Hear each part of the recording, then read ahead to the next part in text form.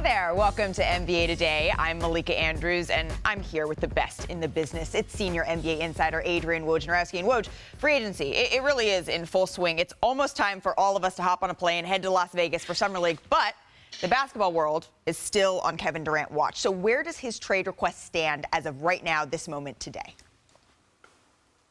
Hey, Malika, listen, Brooklyn continues to talk to teams around the league and, try to see, in a lot of scenarios, if there are multiple team deals they could put together to get back the assets that they would want for Kevin Durant, which are immense. You saw, I think, part of the baseline set with the Rudy Gobert trade and essentially 5 first-round picks, and that would only be, I think, part of the return Brooklyn would want. They want high-level players, perhaps an all-star, and then more players. They think this should look like one of the biggest trade returns in league history because there's never been quite a player like Kevin Durant on the market. And I think as executives get to Vegas this week, a lot are going to arrive in town Thursday, Friday, ahead of the weekend. I think there's an expectation that GMs and team presidents getting in front of each other, Sean Marks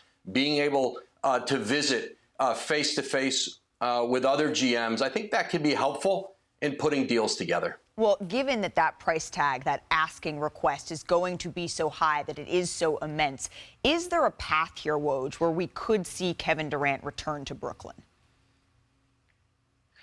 Absolutely, especially, Malika, if this drags out and if there's not a deal found here in the next month and it goes into August and you get closer to training camp, Brooklyn, they don't have to take a deal that they don't want to do. They don't have to talk themselves into a deal. But then at the same time, I think Kevin Durant, as he looks at the situation, could he look at it differently over time? That's certainly a possibility.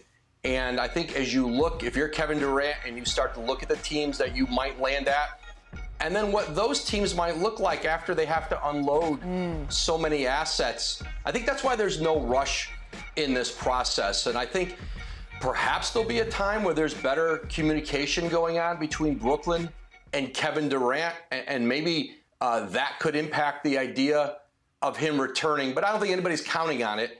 And I think all sides are, proceeding as though, listen, that Kevin Durant will be traded at some point.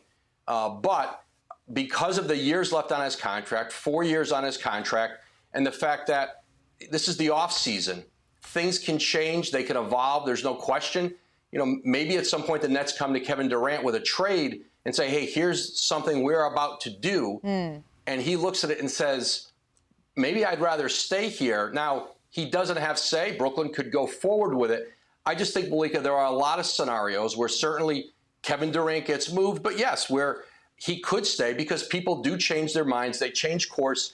And the fact is, he's under contract, and they still have a very talented, pretty talented deep team in Brooklyn that when you look at it up against other teams in the league should be, with Kevin Durant and Kyrie Irving playing at a high level, should believe they can play with anybody.